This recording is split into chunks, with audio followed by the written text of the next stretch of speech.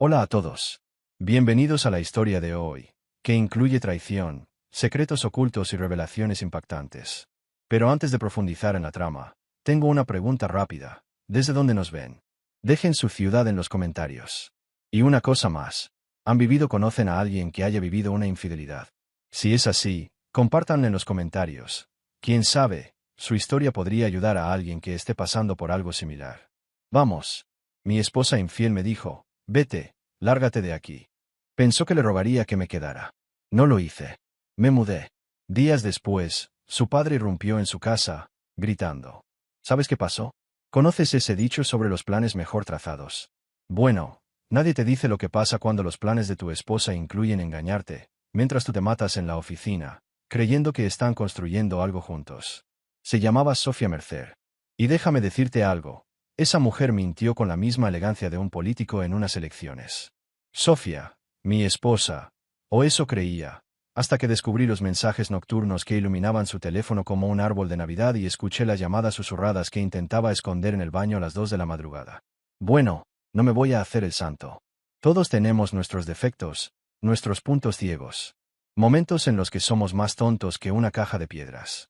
Pero cuando la ves riéndose como una colegiala con los mensajes de otros chicos mientras estás allí, sentada en el sofá, viendo Netflix y comiendo comida china un martes cualquiera, la fantasía de felicidad doméstica que has estado viviendo se hace añicos.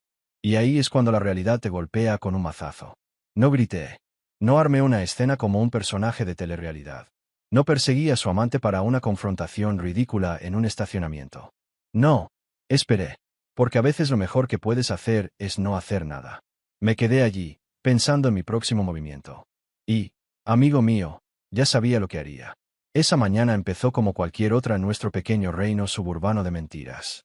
Café preparándose, pájaros cantando afuera, 9 metros de falsa domesticidad. Sofía estaba en la cocina, con esa bata desgastada que se negaba a tirar, esa que la hacía parecer un desastre andante. Cortó una manzana con precisión casi quirúrgica. Cada corte calculado. La sonrisa irónica en su rostro. Y entonces supe. El día estaba a punto de desmoronarse. Anda, vete, dijo sin siquiera mirarme, sin dejar de cortar la manzana como si me debiera dinero. Su tono desenfadado, como si me pidiera que pasara la sal o sacara la basura, fue lo que realmente me impactó. Sin emoción, sin vacilación. Una frialdad calculada en plena rutina matutina. A estas alturas, la mayoría de los hombres se habrían vuelto locos. Gritarían sobre cómo lo habían dado todo por su relación, sobre su fidelidad, sobre cómo estaba desperdiciando años de matrimonio por un amante que probablemente ni siquiera sabía lo que era el compromiso. Pero eso no fue lo que pasó. Sofía esperaba que suplicara, que me desmoronara, que luchara por ella como si fuera un premio digno de ganar. Esperaba que me aferrara a ella como un náufrago se aferraría a un trozo de madera a la deriva, desesperado, ahogándose, y dispuesto a hacer lo que fuera para aferrarme a lo que teníamos. Pero en lugar de eso, terminé mi café, solo, sin azúcar, porque ya no soy una niña. Dejé la taza con la calma de quien lo sabe todo y subí a nuestra habitación. Nuestra habitación. Nunca volvería a ser lo mismo. Saqué mi mochila de la marina del armario, la que ya estaba llena de polvo desde que cambié mis botas de combate por trajes de negocios. Todavía olía ligeramente a arena del desierto y a decepción, pero era sólida y fiable. Dos cosas que, al parecer, ya no eran comunes en mi matrimonio. Empaqué con calma, sin prisas ni dramas. Doblé mi ropa con cuidado, como nos habían enseñado en el entrenamiento. Guardé los artículos de aseo, los libros y los documentos importantes que guardaba en el cajón de mi escritorio. Todo el tiempo, oía a Sofía moviéndose abajo, probablemente esperando que bajara corriendo en cualquier momento, listo para regatear, suplicar y prometerle que sería un mejor esposo. El hecho de que no hiciera ningún ruido, de que no corriera por la casa tirando cosas o azotando cajones, probablemente la confundió por completo. Para ella, yo debería estar destrozado. Debería estar roto. Lo que no entendía era que ya llevaba meses, quizá años, roto.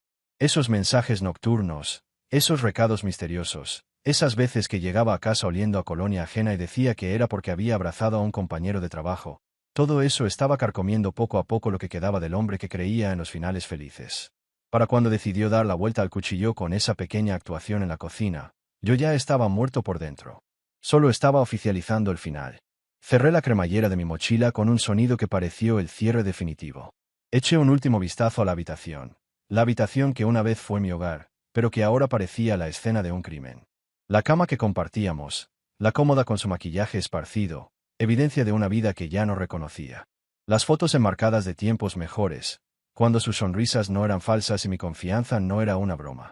Cuando bajé con la mochila al hombro, ella seguía en la cocina, pero ya no estaba cortando nada. Estaba allí de pie, con los brazos cruzados, esperando. La sonrisa irónica de siempre seguía en su rostro, pero ahora parecía un poco menos segura, más forzada. ¿Eso es todo?, preguntó, como si no pudiera creer que realmente estuviera haciendo esto. Eso es todo, respondí, dirigiéndome a la puerta. Fue entonces cuando su sonrisa empezó a flaquear, como hielo que se agrieta bajo presión. Porque de repente, todo se volvió real. No estaba robando. No estaba luchando. No le estaba dando la satisfacción de una escena emotiva que pudiera usar para justificar cualquier historia que ya se hubiera inventado sobre cómo se derrumbó nuestro matrimonio. Simplemente me iba. Limpio, simple, definitivo. Lo último que vi antes de cerrar la puerta fue su expresión. Confusión mezclada con algo que podría haber sido pánico, como si acabara de darse cuenta de que estaba jugando al ajedrez mientras yo jugaba a una partida completamente distinta. Y hombre, mi juego apenas comenzaba. ¿Alguna vez has tenido ese momento en el que te das cuenta de que has estado pensando a largo plazo sin darte cuenta? Pues sí. Abróchate el cinturón, cariño, porque eso fue exactamente lo que pasó cuando metí la mochila en la parte trasera de la camioneta y empecé a conducir hacia el único lugar que Sofía ya ni siquiera sabía que existía en mi mundo. Conduje directo a Riverton, un pueblito insignificante a unos 45 minutos de la ciudad, donde la gente normal va a desaparecer o a morir de aburrimiento, lo que ocurra primero. La mayoría ni siquiera lo llamaría pueblo. Parecía más bien un conjunto de edificios perdidos camino a algo más importante. Simplemente decidieron quedarse allí por despecho. La población, quizás 800 habitantes en un buen día, cuando todos estaban sobrios y el vendedor no tenía resaca. Pero esto es lo que hace que Riverton sea perfecto para alguien como yo. Es barato, tranquilo y, lo más importante, era mío. Hace unos 3 años, cuando Sofía estaba en una de sus etapas de autodescubrimiento, que incluía muchas clases de yoga y catas de vino con sus amigas, hice una pequeña inversión. Nada extravagante, nada que apareciera en nuestros extractos bancarios conjuntos ni llamara la atención durante nuestras conversaciones mensuales sobre el dinero, donde ella fingía preocuparse por su futuro financiero mientras planeaba en secreto dilapidar nuestros ahorros con otra remodelación de la cocina. El apartamento estaba en un viejo edificio de ladrillo que había tenido mejores tiempos, allá por la administración Carter. Era un lugar con una escalera de incendios que probablemente violaba 17 códigos de seguridad y ventanas que vibraban cada vez que pasaba un camión. Pero, en definitiva, era un lugar seguro, privado y, lo más importante, completamente fuera del radar de Sofía. Cada centavo del bajo alquiler que había pagado en efectivo durante los últimos 3 años había valido la pena. Subí esas escaleras chirriantes, rumbo al tercer piso. Las llaves tintineaban en mi mano como una campana de la libertad. Apartamento 3B. Mi pequeño trocito de independencia, que había estado cultivando y regando como un jardín secreto.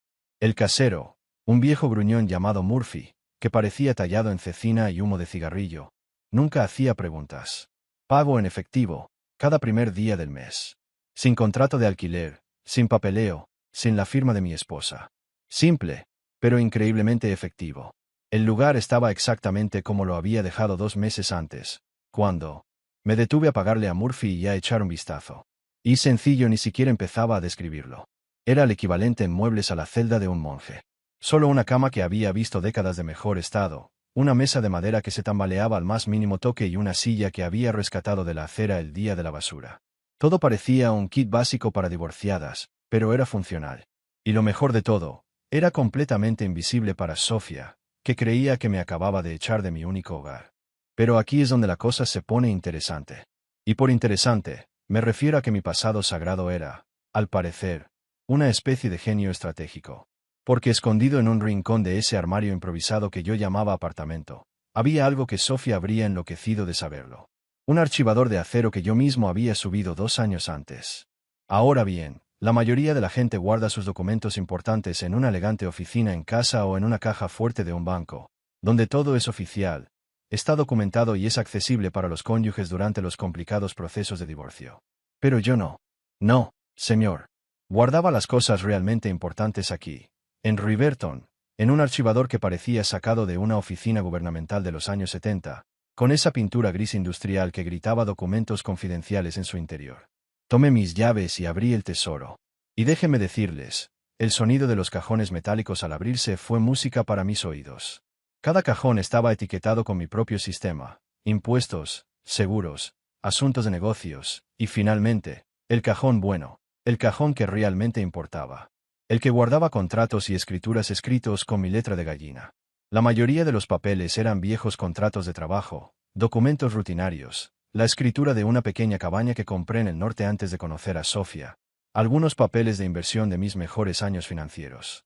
Pero enterrado allí, entre una pila de pólizas de seguro y algunos viejos papeles de baja militar, estaba el documento que estaba a punto de cambiarlo todo. Un acuerdo de servidumbre. La mayoría de la gente lo habría olvidado, archivado y ignorado como hacen con las declaraciones de impuestos del año pasado. Pero yo lo recordaba. ¿Cómo lo recordaba? El tramo de camino de grava que conducía a la granja de la familia Mercer. Ese camino rural, que parecía tan inocente y permanente, como si hubiera estado allí desde los tiempos de Moisés, en realidad no era propiedad de los Mercer. No era compartido, ni de acceso comunal, como todos suponían que era un camino público. No. Ese camino, sus 3 kilómetros de tierra llena de baches, pertenecía a una cruz de Daniel. No era compartido, no era temporal, nada de eso. Mío. Completa, absoluta y legalmente mío. ¿Y lo mejor? Sofía no tenía ni idea. Ninguno de ellos. Mira, ese es el problema con la gente que se cree más inteligente que los demás. Dejan de prestar atención a los detalles. Se enfrascan tanto en sus grandes planes, sus aventuras secretas, sus planes para reconstruir sus vidas, que se olvidan del aburrido papeleo que realmente gobierna el mundo. Mientras Sofía estaba ocupada escribiéndole mensajes a su novio y planeando mi destrucción emocional, yo estaba sentado sobre una dinamita legal que podría destruir el sustento de toda su familia. La ironía era tan hermosa que casi me hizo reír a carcajadas en ese pequeño y estrecho apartamento. Allí estaba ella, creyendo haberme manipulado como a un violín, creyendo haberme arrancado de su vida con precisión quirúrgica. Mientras tanto, yo tenía las llaves del reino en el que ella ni siquiera sabía que vivía. Tomé el acuerdo de servidumbre y lo extendí sobre mi escritorio tembloroso, como si estuviera planeando una campaña militar. El texto estaba ahí, claro como el agua. Derechos de acceso, responsabilidades de mantenimiento y propiedad legal claramente definidos. Sin lagunas legales, sin zonas grises, sin margen para malas interpretaciones. Solo la fría y dura realidad legal de que Daniel Cross era dueño del único camino de entrada y salida a la granja de la familia Mercer. Sofía pensó que me iba a expulsar de su mundo. Me envió con el rabo entre las piernas, como a un perro apaleado. Lo que no sabía era que yo todavía tenía la válvula de oxígeno de la familia, y yo empezaba a cuestionarme si quería mantenerla abierta. El juego había cambiado, y ella ni siquiera sabía que seguíamos jugando. ¿Sabes eso de que la retrospectiva es 20/20? Bueno, sentado en ese apartamento lúgubre, mirando un papel de hace 10 años, mi visión era clarísima por primera vez en años. Porque ese acuerdo de servidumbre no era un documento cualquiera. Era una máquina del tiempo. Me hizo recordar una época en la que realmente me importaba la familia Mercer y sus problemas. Cuando era joven, estúpido y creía que hacer lo correcto realmente significaba algo. Hace 10 años, era Daniel Cross, el ambicioso empresario con más dinero del que podía gastar, un complejo de héroe del tamaño de Texas. Recién ascendido, ganando más que nunca y saliendo con la mujer más hermosa que jamás había visto. Sofía no era solo hermosa. Era la combinación perfecta de inteligencia y dulzura, esa mezcla que hace que un hombre olvide los consejos de sus amigos, las advertencias de no involucrarse demasiado rápido. La granja de su familia era un pintoresco ejemplo de la cultura estadounidense, como una postal que promocionaba la vida sencilla. Campos verdes, un granero rojo que parecía rojo de verdad, y una casa de campo que proclamaba valores familiares en cada tablón desgastado.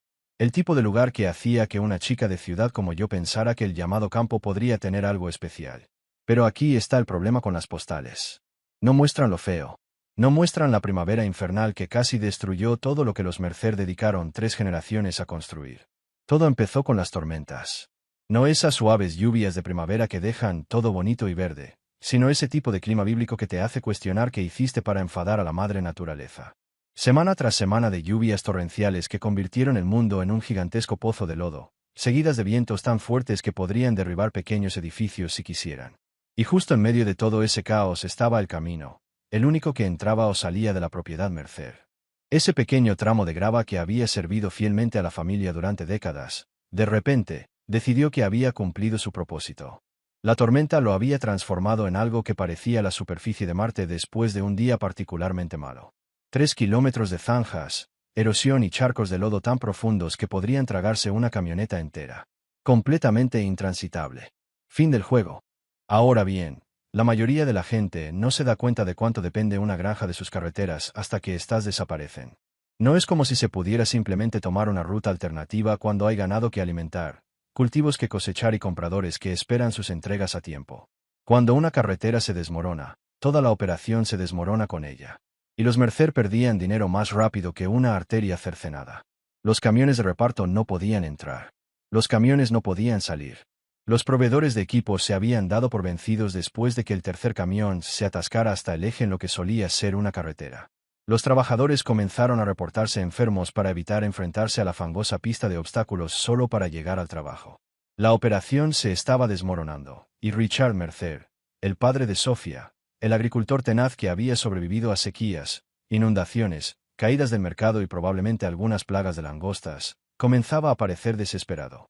Fue entonces cuando Sofía vino a mí, con los ojos llenos de lágrimas. Y esa mirada que me hacía querer arreglar todo lo que andaba mal en el mundo. Llevábamos unos 8 meses de novios, y ya empezaba a pensar en anillos, lugares para la boda y esa ilusión de felices para siempre que parecía tan importante cuando estabas convencida de haber encontrado a tu alma gemela. Papá lo está perdiendo todo, dijo, acurrucada en mi sofá como un gatito herido. Las carreteras están completamente destruidas, y el condado dice que tardarán meses en aprobar los fondos para las reparaciones. No podemos esperar tanto. La granja ya no aguanta más. Y ahí estaba yo, Daniel Cross, el caballero del momento, con una cuenta de ahorros por fin lo suficientemente grande como para marcar la diferencia. Recién ascendido, con un sueldo altísimo, viviendo en un piso de soltero que costaba más al mes de lo que la mayoría gana en un año, y de repente ante la oportunidad de ser el héroe del drama familiar de mi novia. Así que, naturalmente, hice lo que cualquier idiota enamorado con más dinero que cerebro haría. Me lancé a la carga, con los pies en la tierra y la chequera abierta. ¿Cuánto? Pregunté.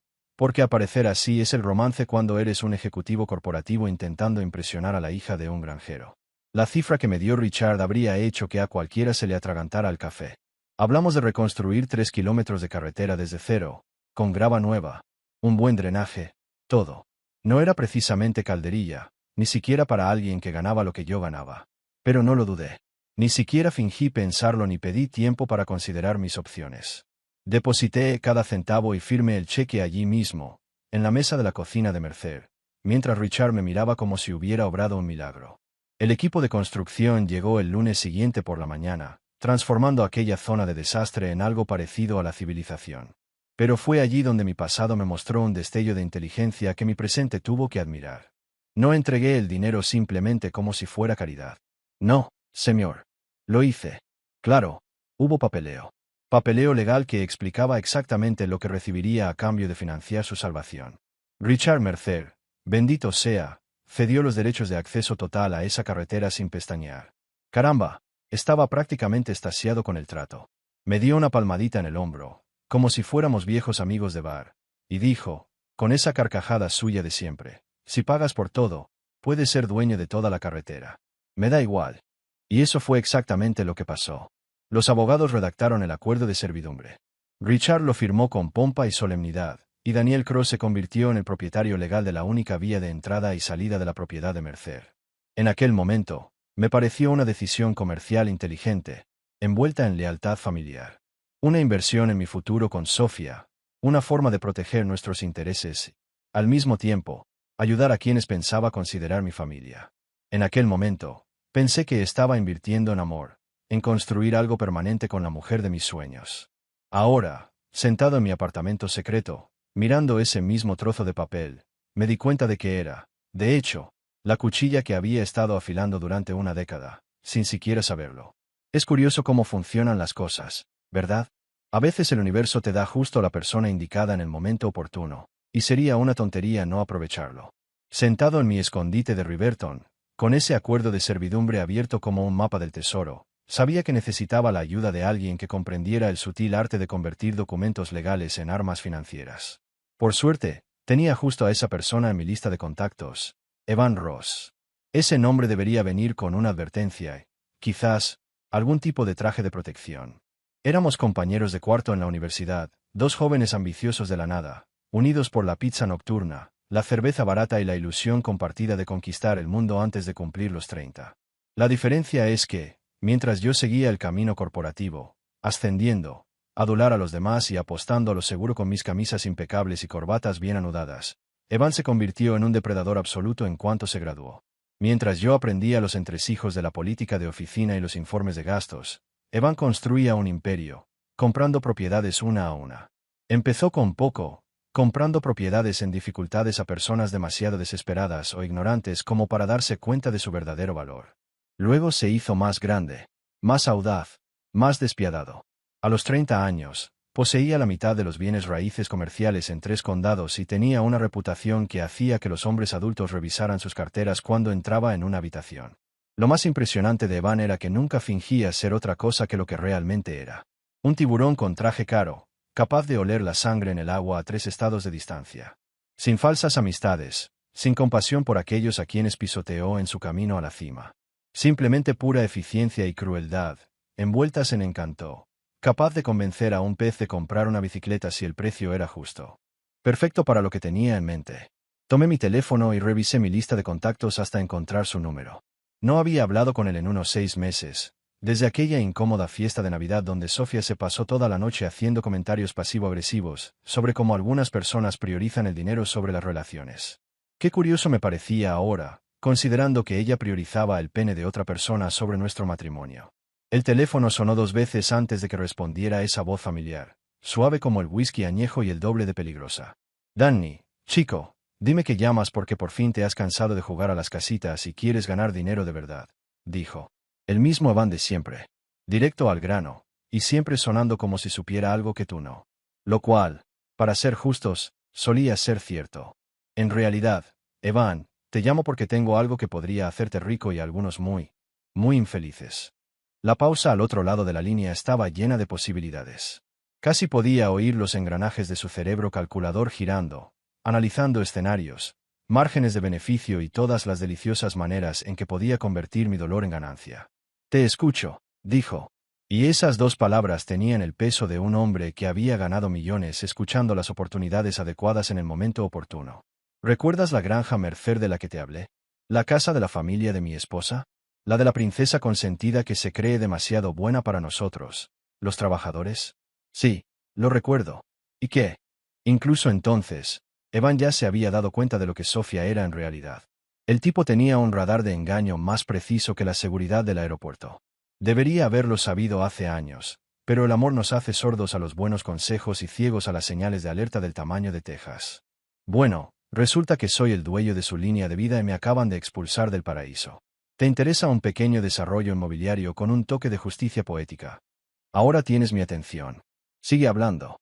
Así que le conté todo sobre la carretera, la servidumbre, la propiedad legal que nadie recordaba que existía. Sobre la traición de Sofía, su petulante desdén esa mañana. Cómo esperaba que regresara arrastrándome, suplicando por un poco de su atención. Sobre cómo la granja de la familia Mercer dependía completamente de una franja de grava que me pertenecía en cuerpo y alma. Cuando le expliqué que su único acceso, la carretera que conectaba su propiedad con el resto de la civilización, era mío y podía hacer con él lo que quisiera, la risa de Evan fue afilado y hambriento, como un lobo que acaba de ver a un ciervo herido. Su único punto de acceso, y es tuyo, no una servidumbre compartida, ni algo del condado, sino la propiedad misma. Exacto. Control total. Puedo bloquearla, cobrar peajes o convertirla en un maldito estacionamiento si quiero. Dios mío. Danny, esto no es solo una ventaja, es una opción nuclear. Podrías estrangular toda su operación sin infringir una sola ley. Y entonces supe que había llamado a la persona indicada. Porque mientras la mayoría habría empezado a hablar de ética, relaciones familiares y hacer lo correcto, Evan fue directo a la cruda realidad de la situación. Los tenía en mis manos, y la ley estaba de mi lado. ¿Y qué piensas?, preguntó, y pude oír la emoción creciendo en su voz, como la de un niño en la mañana de Navidad. Creo que no quiero ser el villano de esta historia. Creo que prefiero venderle este problema específico a alguien que se especialice en resolver este tipo de problemas. Problemas al precio justo. Claro. Claro. Y el nuevo propietario de esta propiedad estratégica podría decidir que los caminos privados requieren ciertos gastos operativos, cuotas de mantenimiento, costos de seguridad, tal vez algunos estudios de impacto ambiental que podrían tardar meses en completarse. Hipotéticamente hablando. Hipotéticamente hablando, sí. Y si ese hipotético nuevo propietario fuera, por ejemplo, Redline Development, que siempre está buscando adquisiciones inmobiliarias estratégicas, bueno, sería una buena compra. Redline Development, la empresa de Evan, llevaba casi una década enriqueciendo a los promotores y dejando a los propietarios sumidos en la miseria. Se especializaban en identificar los puntos críticos de la vida de las personas y presionarlas hasta que surgiera algo rentable. A los pocos minutos de explicarles mi situación, no solo interesados, sino totalmente comprometidos, con entusiasmo y perseverancia, su empresa se encargó de la transferencia, dejándolo todo impecable, legal y absolutamente a prueba de bombas. Los comerciantes se despertaban una mañana y descubrían que sus mundos habían cambiado, y que no podían hacer absolutamente nada al respecto. ¿Cuándo lo haremos?, preguntó Evan. Pronto, dije. Muy pronto. Hay algo maravillosamente definitivo en el sonido de un sello notarial a golpear el papel. Ese golpe metálico y sólido que dice, Game Over, en un idioma que incluso los abogados pueden entender. Y déjame decirte, cuando estás sentado en una oficina olvidada por el tiempo, viendo cómo el mundo de tu futura exesposa se desmorona legalmente, firma a firma, ese sonido es más dulce que un coro gospel un domingo por la mañana. La notaría que Evan había elegido era justo el tipo de lugar que uno esperaría que un tipo como él llevara a cabo sus negocios sucios. Una pequeña tienda apretada, a medio camino entre una casa de empeños y un lugar que anunciaba compramos oro con letras de neón que centelleaban como un corazón moribundo. El tipo de establecimiento especializado en solucionar problemas y llevar registros que a nadie se le ocurriría buscar. La decoración interior era lo que podríamos llamar un caos burocrático. Archivadores desparejados que parecían haber sobrevivido al menos a 2 administraciones gubernamentales, iluminación fluorescente que hacía que todos parecieran estar muriendo de tuberculosis y una alfombra que había perdido toda su apariencia de color real desde la época de Clint. Todo el lugar olía a café rancio, desesperación y a los sueños de quienes han aprendido que a veces el sistema funciona exactamente como debería. Estaba destinado a ser, pero no para ti. Perfecto para lo que necesitábamos lograr. Evan entró con una pinta increíble, probablemente lo que había ganado antes de comer ese día. Un traje a medida que costaba más que el alquiler mensual de la mayoría, zapatos que podían servir de espejo y esa sonrisa de tiburón que había estado separando a los tontos de su dinero desde que estábamos en la universidad. Entró en esa oficina destartalada como si fuera suya, lo cual, considerando quién era, probablemente sería para cuando nos fuéramos. Danny, tío, dijo, deslizándose en la silla de vinilo agrietada frente a mí como si estuviera a punto de ver el mejor espectáculo del mundo. Listo para hacer magia. La notaria, una mujer esquelética que parecía haber estado procesando papeleo desde la invención de la tinta, no apartaba la vista de su trabajo.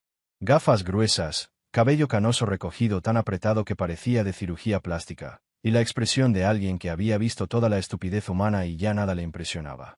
S.R.A. Henderson, decía la placa en su escritorio. Su porte era el de alguien que había pasado demasiado tiempo observando a la gente cometer errores. Ya nada la sorprendía. Señor Cross, dijo con la voz cargada de humo de cigarrillo y decepción.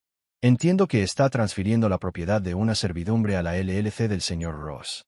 Así es, respondí, sacando el documento original que había estado guardado en mi archivador como un arma cargada desde hacía una década. La transferencia completa de los derechos de propiedad del camino de acceso a la propiedad de Mercer. Evan se recostó en su silla y, juro, pude ver signos de dólar brillar en sus ojos, como en un personaje de dibujos animados. Ya estaba calculando ángulos, calculando exactamente cuánta presión podría aplicar antes de que algo se descontrolara a su favor. El hombre era un artista, y la familia Mercer estaba a punto de convertirse en su obra maestra. La propiedad en cuestión, continuó la señora Henderson, examinando la documentación con sus gruesos lentes, parece ser un camino privado que da acceso exclusivo a una explotación agrícola. ¿Es correcto? Acceso exclusivo, repitió Evan, saboreando las palabras como un buen vino. Lo que significa que, si algo le pasara a esa carretera, problemas de mantenimiento, de seguridad, de cumplimiento ambiental, sería un gran inconveniente para quienes dependen de ella. La notaria lo miró con una expresión que sugería que ya había oído ese tono antes, normalmente justo antes de que la vida de alguien se torciera. Pero no estaba allí para juzgar. Estaba allí para formalizar las cosas. En Estados Unidos, se puede hacer daño legalmente a alguien, siempre y cuando se cuente con la documentación necesaria.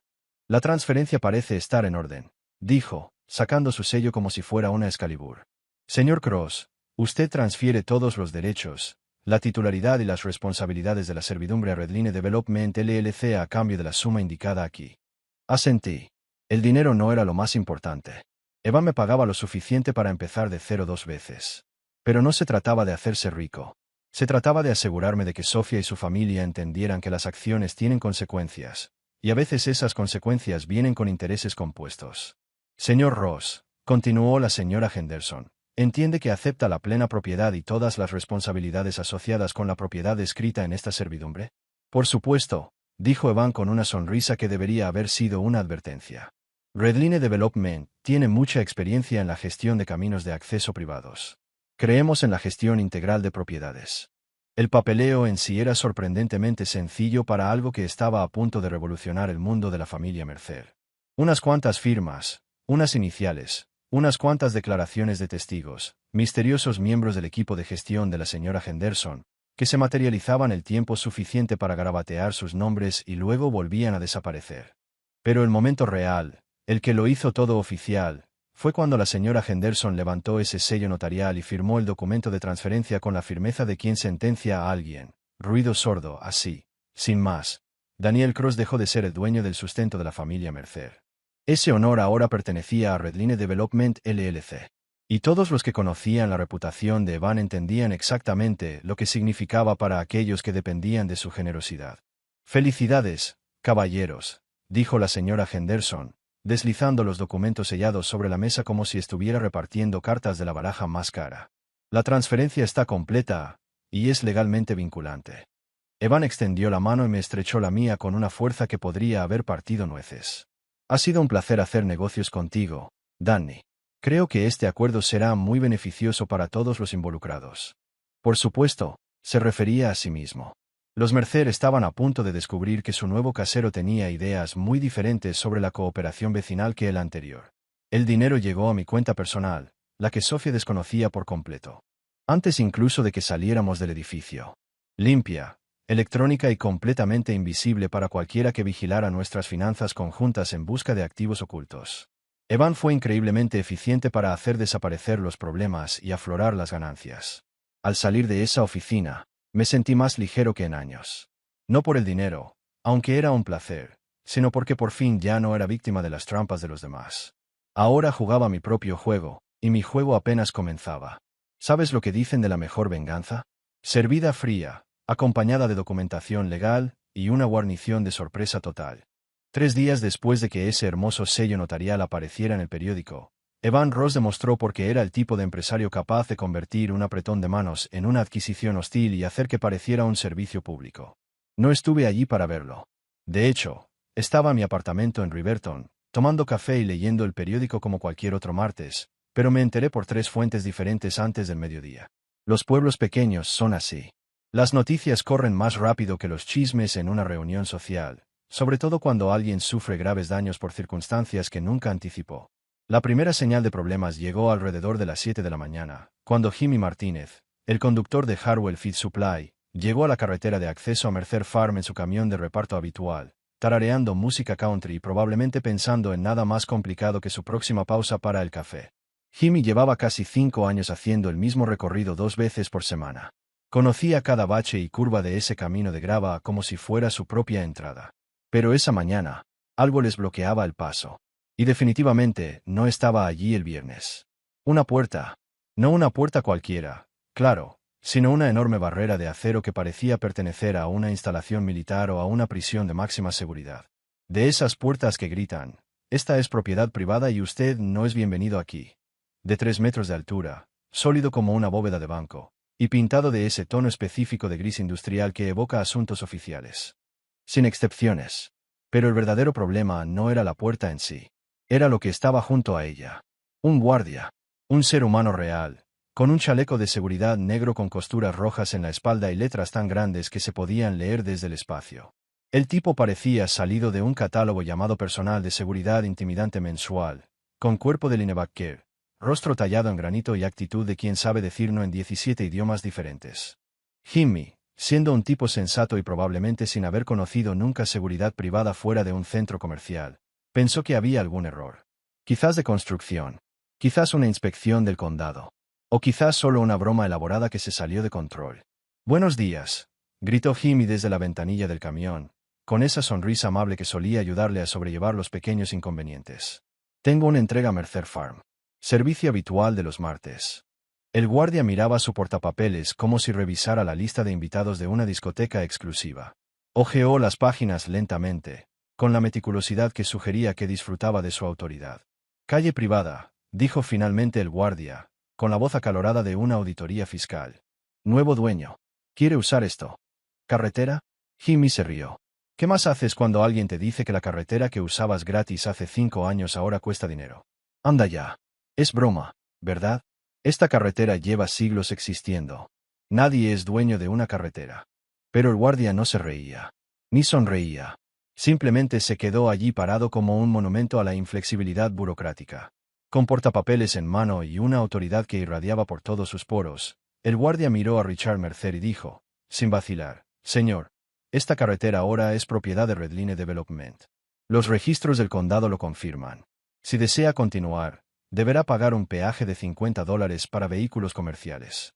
$50 por 2 millas de grava, una carretera cuya construcción probablemente costó menos.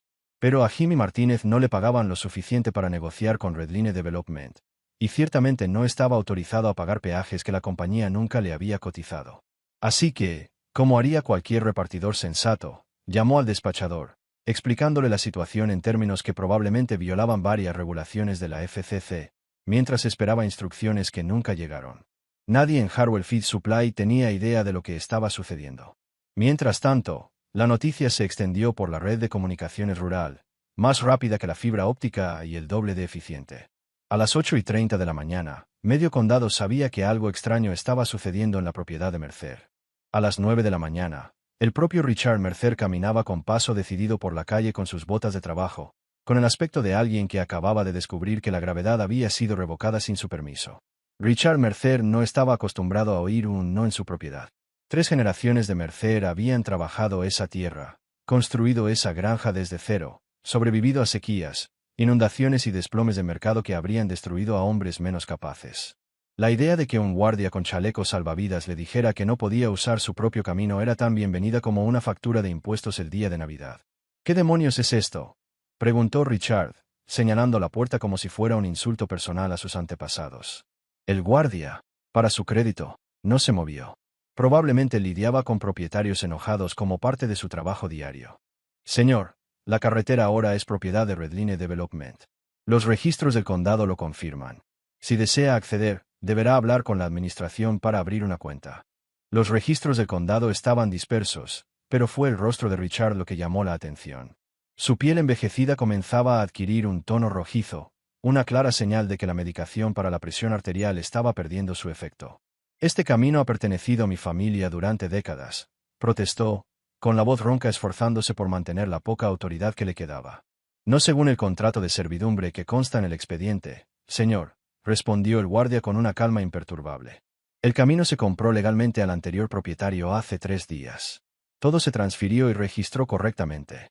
Y fue en ese momento que Richard Mercer se dio cuenta de que su ira no significaba absolutamente nada ante la documentación legal. Todos esos años asumiendo que la posesión era el 90% de la ley, todas las suposiciones sobre cómo funcionaban las cosas en el mundo real se derrumbaron como un castillo de naipes en un huracán. El guardia le entregó una tarjeta de presentación con la cortesía de un director de funeraria. «Llame a este número para acordar el pago». «Buen día, señor». Por primera vez en mi vida adulta, Richard Mercer se sentía impotente. Y en algún lugar, en un apartamento miserable de Riverton, yo empezaba a sonreír. Hay algo casi bíblico en ver a una familia orgullosa doblegada por un papel que nunca se molestaron en leer.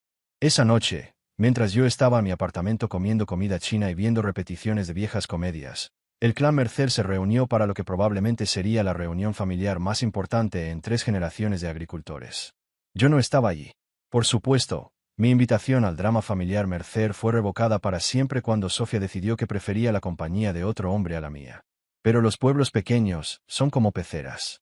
Cuando tienes suficientes amigos en el restaurante, la gasolinera y la oficina del secretario del condado, oyes cosas. Muchas cosas. A veces, más de las que te gustaría saber. La sesión de emergencia tuvo lugar en el comedor de la casa de campo. La gran mesa de roble que probablemente ha albergado todas las decisiones familiares importantes desde la administración de Eisenhower. La misma mesa donde trinché el pavó de Acción de Gracias hace apenas 6 meses, cuando creía que era parte de la familia, en lugar de una simple conveniencia temporal con una cuenta bancaria saneada. Richard Mercer presidía la mesa como un general que inspeccionaba un campo de batalla donde todas sus tropas acababan de rendirse. El hombre que había dedicado toda su vida adulta a resolver problemas con trabajo duro y tenacidad, ahora se enfrentaba a un problema que no podía resolverse con una excavadora y mucha fuerza. Su esposa, Margaret, estaba sentada a su lado, esa dulce mujer que siempre me había tratado como al hijo que nunca tuvo, con las manos en círculo, como si alguien le acabara de decir que el mundo se acababa, lo cual, desde su perspectiva, prácticamente era cierto. Los hermanos de Sofía también estaban allí, Julian y Owen. Siempre los llamaba Mark y Caleb cuando pretendíamos ser una gran familia feliz. Julian era el mayor, el hijo responsable que se había quedado en la granja y había aprendido el negocio desde cero. Owen, el graduado universitario con un título en negocios, debía modernizar la operación y guiarlos hacia el siglo XXI. Pero ambos parecían preferir estar en cualquier otro lugar del planeta. Y entonces, allí estaba, Sofía, sentada junto a la ventana, con los brazos cruzados, como para bloquear el mundo que la rodeaba. La misma expresión que una vez me aceleró el corazón, ahora solo me recordaba lo que había perdido, o quizás, lo que creía haber perdido. Es curioso cómo cambia la perspectiva cuando eres tú quien tiene todas las cartas en la mano. La mesa frente a mí estaba cubierta de papeles, documentos que parecían pesar más de lo que realmente pesaban.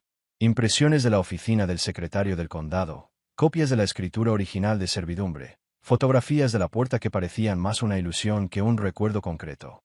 Había algo surrealista en la escena, como si todo fuera parte de un truco de magia, algo que apenas podía creer. Una sala de guerra, lo cual era bastante apropiado, considerando que estaban a punto de descubrir que habían sido flanqueados por un enemigo cuya existencia desconocían por completo. Su abogado también estaba allí, Frank Donnelly. Un abogado rural de la vieja escuela, especializado en asuntos agrícolas, probablemente no había visto un caso tan complicado desde la administración Carter. Frank tenía el aspecto de alguien que acababa de darse cuenta de que estaba completamente perdido, pero intentó mantener la compostura profesional por el bien de sus clientes. A ver si lo entiendo, dijo Julián, sosteniendo una copia del contrato de servidumbre como si estuviera escrito en jeroglíficos. Daniel es dueño de nuestra carretera. ¿Cómo demonios puede alguien ser dueño de una carretera? Frank se ajustó las gafas y carraspeó como hacen los abogados cuando están a punto de dar una mala noticia que les costará mucho dinero a sus clientes. Bueno, según el papeleo, su padre le concedió al señor Cross plenos derechos de acceso hace 10 años a cambio de financiar las reparaciones de la carretera tras las tormentas de primavera. ¿Recuerdas esas reparaciones?, dijo Margaret en voz baja. Daniel fue muy generoso. Pensamos que lo hacía para ayudar a su familia. Estaba ayudando a la familia, gruñó Richard, pero su voz ya no tenía la autoridad de antes. ¿Cómo iba a saber que lo usaría en nuestra contra? Esta transferencia a Redline Development ocurrió hace 3 días, dijo Owen, hojeando los registros del condado con la intensidad desesperada de quien acaba de descubrir que alguien a quien subestimó lo ha engañado. 3 días. Poco después, miró a Sofía, que seguía mirando por la ventana como si pudiera hacer desaparecer toda la situación. ¿Después de qué?, preguntó Richard, cuya paciencia ya se estaba agotando. Justo después de que Sofía le dijera que se fuera, Owen terminó. Y de repente, la sala quedó en silencio. Frank Donnelly fue quien finalmente rompió el silencio, y sus palabras cayeron sobre la mesa como una sentencia de muerte. El contrato es irrefutable, dijo, extendiendo los documentos sobre la mesa como si fueran pruebas en un juicio por asesinato. Esto no es un robo. No es ningún tecnicismo legal que podamos discutir. Es completamente legítimo. No se puede deshacer. Tiene que haber algo, suplicó Margaret. Algún tipo de tribunal de familia, o... Señora, espetó Frank, esto es derecho contractual. Así de simple, y completamente vinculante. El señor Cross tiene todo el derecho legal de vender esa servidumbre a quien quiera. Los nuevos propietarios tienen todo el derecho legal de controlar el acceso a su propiedad. Julián dio un puñetazo en la mesa tan fuerte que hizo saltar los vasos de café. ¿Y qué nos estás diciendo? ¿Que estamos perdidos? ¿Que una constructora puede bloquearnos la calle y no podemos hacer nada? Te digo que Redline Development ahora es dueño de tu única ruta de acceso y puede cobrar lo que quiera por el privilegio de usarla. Si no pagas, no pasas. Así de simple. Y entonces, por primera vez en su vida, Richard Mercer, el hombre que había superado cada crisis, capeado cada tormenta y construido un legado con solo tierra y determinación, se quedó sin fuerzas. No tenía opciones.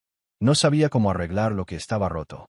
Sofía finalmente se apartó de la ventana, y me imagino que su expresión era una mezcla de pánico y comprensión. Aún no había dicho mi nombre, según mis fuentes, pero estaba pensando. Tenía que ser así, porque por primera vez, empezaba a comprender que el chico tranquilo al que había ignorado con tanta indiferencia no era tan inofensivo como creía. La inquietud que se reflejaba en sus ojos era solo el principio. ¿Sabes que dicen que el orgullo precede a la caída? Bueno, a veces el otoño llega con una llamada desesperada a la puerta a las 11:47. Y a veces, llega con pijamas bajo un abrigo de invierno y la desesperación como perfume barato. Eso fue exactamente lo que pasó afuera de mi apartamento en Riverton un martes por la noche, cuando la mayoría de la gente cuerda dormía o veía la televisión a altas horas de la noche, fingiendo que sus vidas no se desmoronaban. Había estado esperando este momento desde que me enteré de la reunión familiar por la red de chismes del pueblo pequeño. No se le lanza una bomba nuclear a alguien y esperar que simplemente se rinda y lo acepte. Sobre todo cuando esa persona es Sofía Mercer, una mujer que ha dedicado toda su vida a conseguir exactamente lo que quería mediante una combinación de encanto, manipulación y una determinación obstinada capaz de mover montañas con la motivación adecuada. Al principio, los golpes fueron suaves, casi vacilantes, como si esperara que no la oyera para convencerse de que al menos lo había intentado. Pero a no responder de inmediato, en parte porque saboreaba el momento y en parte porque quería ver hasta qué punto estaba dispuesta a desesperarse, los golpes se volvieron más insistentes. No precisamente fuertes, pero definitivamente pasaron de ser una visita social cortés. Me llevó mucho tiempo llegar a la puerta, en parte para hacerla esperar y en parte para prepararme para la función que estuviera a punto de ofrecer. Porque, sin duda, sería una función. Sofía había interpretado papeles toda su vida: la hija hermosa, la esposa amorosa, la víctima inocente. Y lo hacía muy bien. Lo suficiente como para engañarme durante años. En fin, cuando por fin abrí la puerta, verla casi me hizo reír a carcajadas. Allí estaba, la mujer que me había despedido con un cuchillo de cocina y una sonrisa irónica apenas unos días antes, de pie en el pasillo de mi edificio secreto, con aspecto de haber sido arrojada a una licuadora emocional. Su pelo era un desastre. No la perfección de antes, pero sí un desastre, como si se lo hubiera pasado las manos durante horas. El abrigo que llevaba encima del pijama estaba mal abotonado. Y sus ojos tenían ese brillo desesperado y salvaje, el que aparece cuando te das cuenta de que has calculado mal algo importante. Lo hiciste, dijo sin preámbulos. Sin un hola, sin reconocer que estaba frente a un apartamento cuya existencia probablemente desconocía hasta hacía una hora. Sin preguntas, sin acusaciones, sin respuesta. Un veredicto emitido con la certeza de quien finalmente ha atado cabos y ha obtenido la respuesta. No me gustó la respuesta. Me apoyé en el marco de la puerta, absorbiendo toda su desesperación como un buen vino.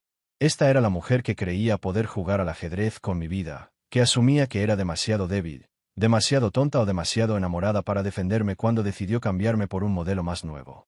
Y ahora allí estaba, en mi pasillo a medianoche, con cara de que su mundo se había derrumbado, pidiéndome que lo arreglara. Me dijiste que me mudara, dije con voz tranquila y razonable, como si estuviéramos hablando del tiempo. Acabo de mudarme de casa. El destello de furia que cruzó su rostro fue hermoso. Por un instante, la máscara se desvaneció por completo, y pude ver a la verdadera Sofía debajo. No la dulce campesina ni la esposa amorosa, sino la mujer calculadora que había jugado con las emociones de la gente durante tanto tiempo que había olvidado que los demás también podían jugar. Pero entonces la desesperación la dominó de nuevo, y cambió de táctica con la fluidez de una transición de la que cualquier político se enorgullecería. La furia se desvaneció, reemplazada por una súplica vulnerable, la misma que había usado para salir de problemas desde los 5 años. Daniel, por favor. Se le quebró un poco la voz, y tuve que admirar su habilidad. Podemos arreglar esto. Solo tú y yo. Podemos arreglarlo. No le hagas esto a mi familia. Y ahí estaba. La pieza que había estado esperando. Una súplica a nuestra historia, a cualquier sentimiento que aún pudiera tener por ella, a la idea de que, de alguna manera, podríamos reparar mágicamente años de mentiras y traiciones con una conversación a medianoche en un pasillo que olía a alfombra vieja y sueños rotos. Mi familia. Había dicho, no nuestra familia, como solía decir cuando intentaba hacerme sentir incluida. Mi familia, como si nunca hubiera sido más que un invitado temporal, alguien a quien creía poder intercambiar por algo mejor. Y fue en ese momento que me di cuenta de lo que siempre había sabido. Sofía nunca me había visto como familia. Lo más hermoso fue verla darse cuenta, en tiempo real, de que sus trucos habituales no funcionaban. No me derretía al ver sus lágrimas. No me apresuraba a consolarla. No cedía en mis propios esfuerzos por arreglar lo que estuviera mal y hacerla feliz de nuevo. Simplemente estaba allí, tranquilo como una mañana de domingo, observando su actuación sin aplausos. ¿De verdad vas a destruir todo lo que hemos construido juntos?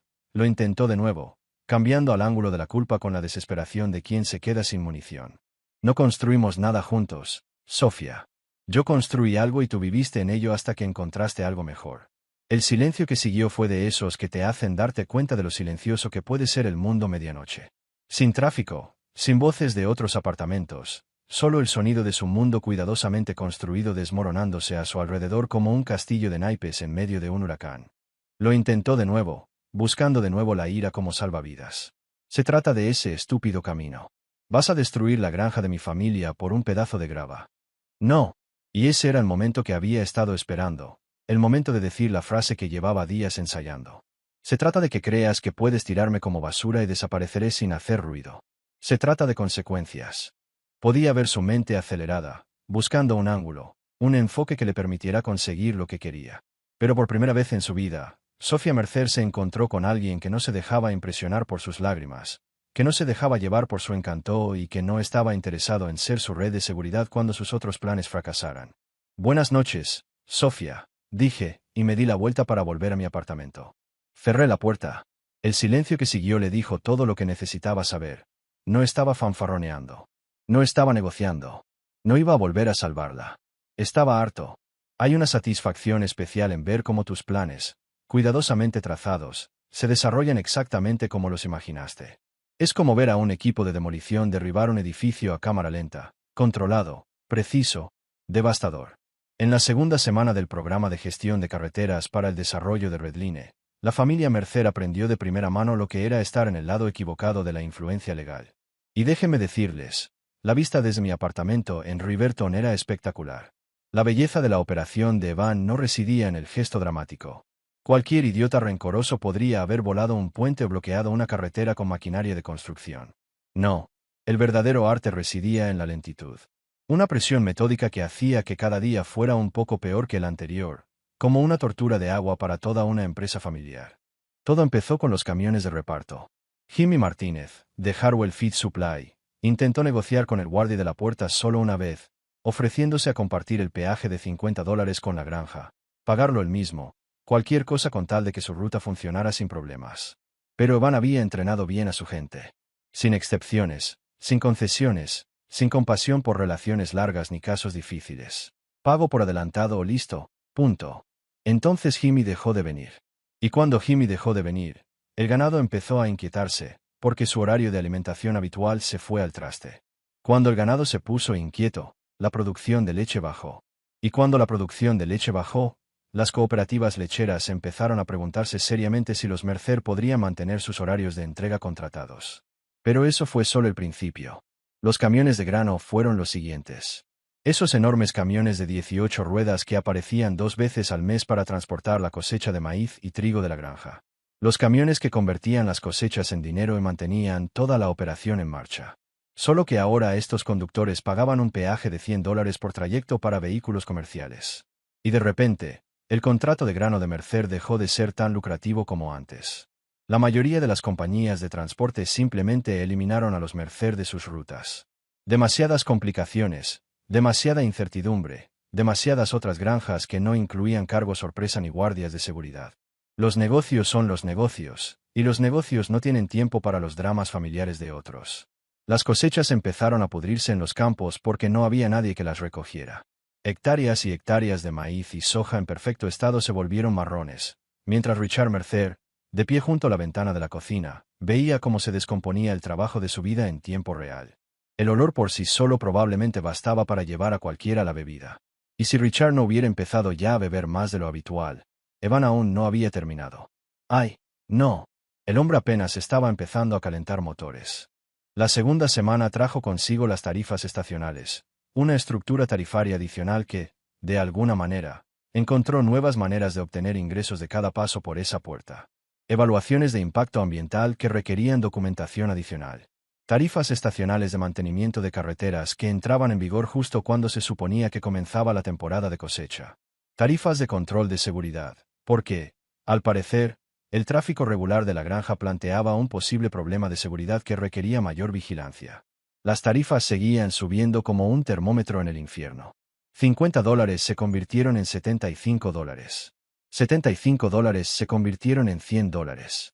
Los vehículos comerciales tenían recargos. El acceso para fines de semana costaba más. Y Dios no quiera que tengas que hacer un viaje de emergencia. Esta era una estructura de tarifas completamente diferente que hacía que el robo en la carretera pareciera una promoción especial. Los trabajadores comenzaron a desaparecer poco después. Manuel Gutiérrez, quien había trabajado en la granja Mercer durante 15 años, calculó el peaje diario que tendría que pagar solo para ir a trabajar y aceptó un empleo en la propiedad Henderson, 20 metros al sur. María Santos, quien se encargaba de la contabilidad y la administración, decidió que un viaje de 40 minutos no valía la pena, ya que podía trabajar en la tienda de alimentos del pueblo por casi el mismo sueldo. Uno a uno, quienes hacían funcionar la granja simplemente dejaron de aparecer. No se les puede culpar. Nadie quiere pagar por el privilegio de ir a trabajar, especialmente cuando hay muchos otros trabajos que no requieren una cuota diaria de entrada. Al final de la segunda semana, Richard Mercer perdía dinero tan rápido que probablemente se oía cómo se agotaba a 3 condados de distancia. El hombre que había dedicado toda su vida a construir algo sólido y permanente lo veía desaparecer, como la capa superficial del suelo en una inundación primaveral. Y no podía hacer absolutamente nada para detenerlo. Fue entonces cuando comenzaron las medidas verdaderamente desesperadas. Richard obtuvo una segunda hipoteca sobre la granja, la hermosa casa antigua que había pertenecido a la familia durante 3 generaciones, solo para pagar los peajes diarios y mantener una mínima actividad. El hombre estaba literalmente arriesgando su casa familiar con la esperanza de sobrevivir a cualquier juego que se estuviera jugando con su sustento. Pero Evan estaba decidido a largo plazo. Y cada vez que Richard conseguía reunir el dinero suficiente para mantener la granja funcionando una semana más, la estructura de tarifas se ajustaba misteriosamente a la nueva realidad. Tarifas más altas, cargos adicionales, formas más creativas de convertir la necesidad en ganancias.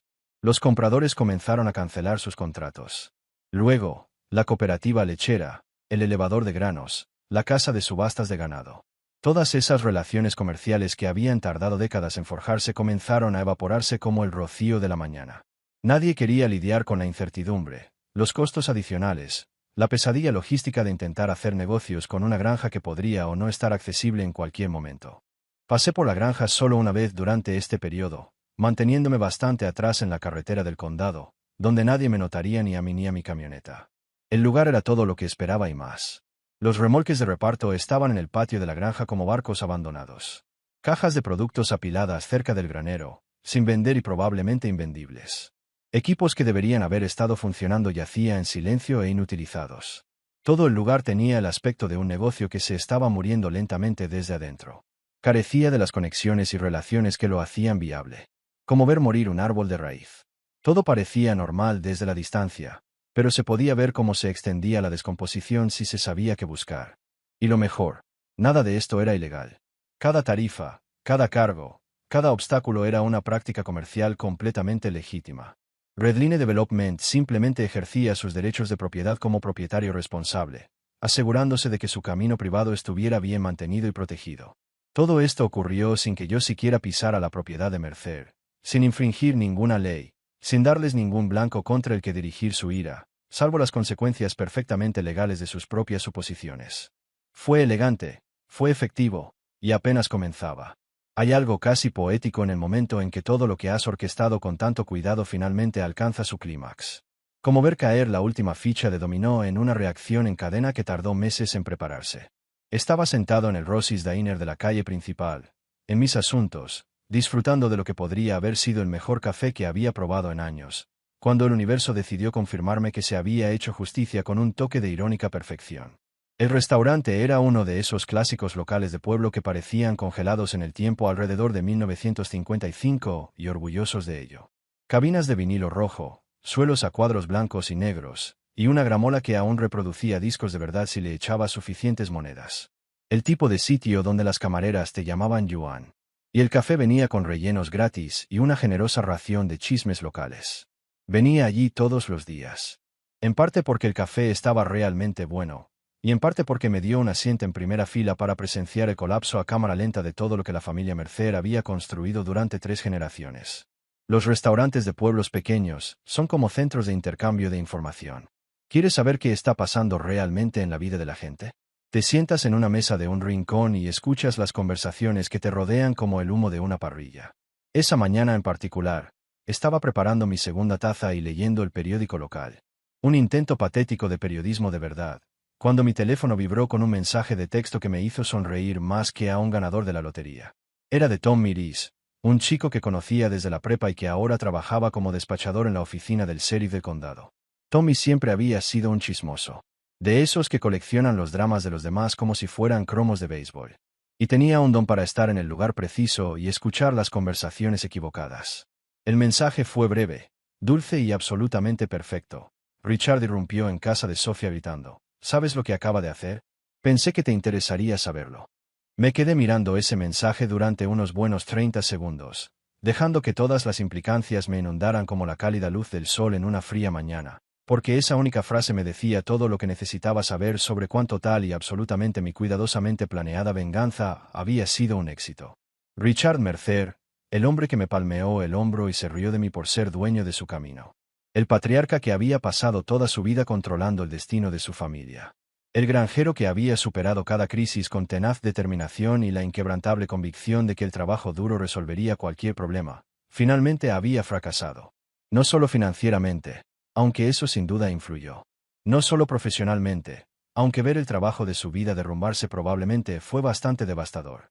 No, Richard había fracasado de la forma más fundamental posible. Finalmente había descubierto quién era el responsable de destruir todo lo que había construido. Y no había absolutamente nada que pudiera hacer al respecto. Tomé un sorbo lento de café y me miré fijamente en la superficie oscura, viendo algo que no había visto en años. Satisfacción genuina. No la victoria vacía de la venganza, sino la profunda satisfacción que surge al ver que el universo finalmente inclina la balanza a tu favor.